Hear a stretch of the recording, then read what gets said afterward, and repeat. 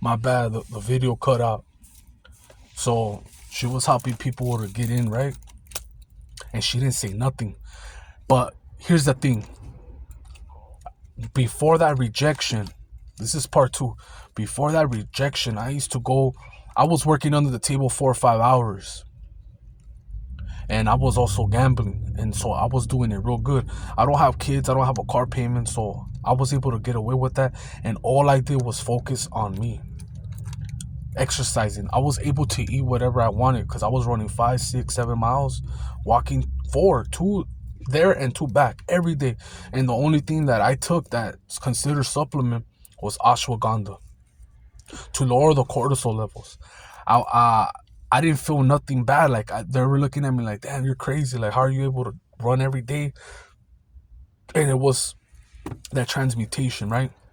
But so she was helping people. It was awkward, and before all this happened with the getting banned from that gym, right?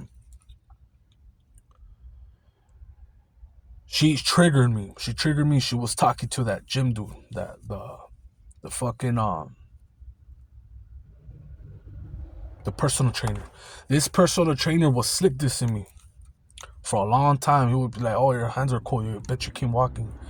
Or I heard him talking one time like, "Yeah, he only runs that much because he don't work, but he doesn't know my life, bro. He doesn't know what I'm doing." And he would always try to come in my vicinity and uh get questions like, "Hey, you're gonna watch the basketball game?" I told him not to watch it. He was trying to figure me out and link up. And at first I thought it was cool, but you can't lie to me when I'm on high streak. So he told me, "How do you run? How do you run? Because I'm trying to do a marathon." And I told him, "You know what, bro? In high school and all that, I never ran. I did short sprints. I did football, and then I would play ball here and there. And I didn't want to tell him I used to bust gallons. I was gonna tell him my little secret. I was gonna tell him, you know what, bro? The secret is not drinking, not smoking, retaining, not watching the hub, drinking your beet juice, getting good sleep, ashwagandha, and being consistent." So I had applied to that gym, and the assistant manager would hate on me. He would always bring females that he was clapping, and it wasn't meant for me to even work there. Now that I look back, because if any of those dudes had already clapped her, which I already think I probably happened, because one time I was there and she showed up with a young dude that I was cool with. He was 18, little morrito, right? And I'm on the bike after I ran. I'm on the bike, I'm watching TV, and she comes and she's drunk and she's faded, and she looked like she wanted to hug me. Like I told him hi to the homie, and then she came up close, the body language, like she wanted to hug me, dude. And I looked at her like, "What the fuck? Like, you're high, you're drunk." And they just came to pick up the assistant manager. Now I know for a fact they used to talk like, "Hey, like, why don't you invite this dude?" They used to have groups, and I used to see it on the app when the personal trainer was working out. When he was working at me, he had a schedule Monday through Friday, and I tried to avoid him, and he would still find me on his days off.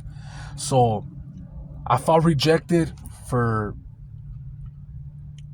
them telling me, like, no. I told them, "Hey, I implied on Andy. I'm down to work night shift." So I could show them I could still run this shit. I could work all night, go home, take a nap, run, and come back to work on the night and still run 5, 6, 7 miles. I wanted to prove a point. And when I went up to the assistant manager, the one that would bring chicks and shit, he he told me, we don't do Indeed. We do application, and he didn't give it to me. So I'm like, all right. So they were always trying to get near me, and I took like, "You rejected me. Why are you trying to be around me? Like, I'm not trying to be part of that group. And before that, I didn't want to burn a bridge that wasn't built yet. I didn't want them to be like, "Oh, he said this and that, don't hire him." So I was just imagine I'm going every day and I don't talk to no one. It's weird. They were looking at me like, "Damn, this fool's weird. Like, this fool doesn't talk. He doesn't say." I only talk when they talk to me, say hi.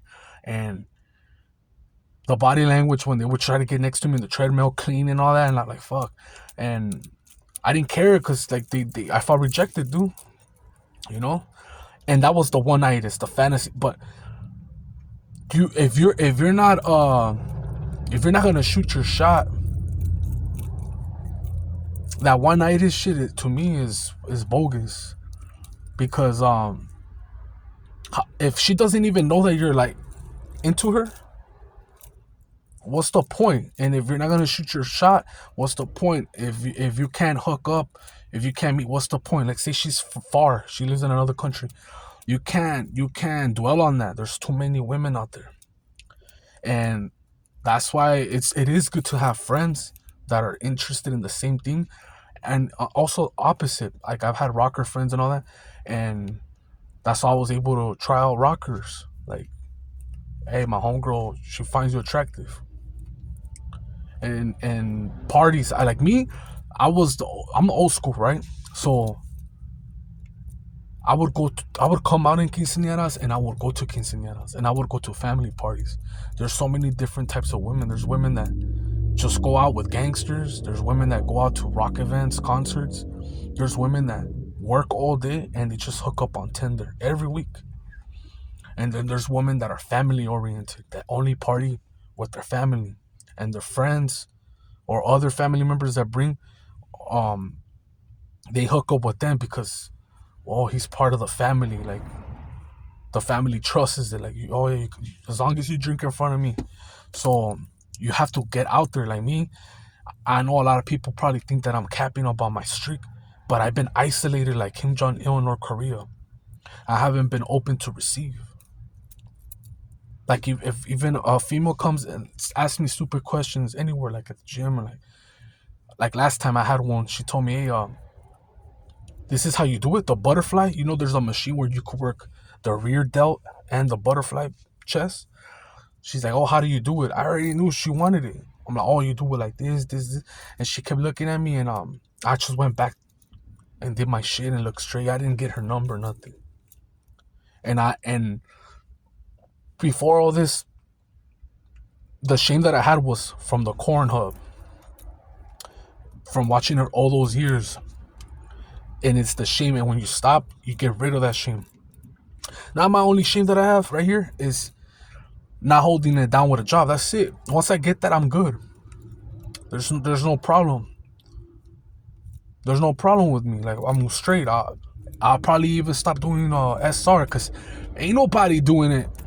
7 years celibacy, bro. So you know what celibacy means? Celibacy means no kissing, no nothing. Nothing. 7 fucking years. And I was gonna jump back right into it because of the pandemic. This is what the pandemic did. It showed me a lot. It revealed who's who's a sheep, who's not. Family members, oh, don't get near me, right? And I saw how horny women were in this pandemic. So when they brought down the restrictions, I saw how horny women, they were going crazy. They were going to the gym on purpose, finding any excuse to get out. They were looking for a dingling, you know. And once when I was gonna get back to that rabbit hole, that chaser effect again, because once you bust again, you want it more and more and more. When you relapse, I already know myself. I was gonna go back to my old ways. I was gonna drink, get confident, because when you start getting cheeks and different types, it feeds your ego. But you still have a void, bro. If you're not on your purpose. And that's it. That's all I gotta say, man. I'm out.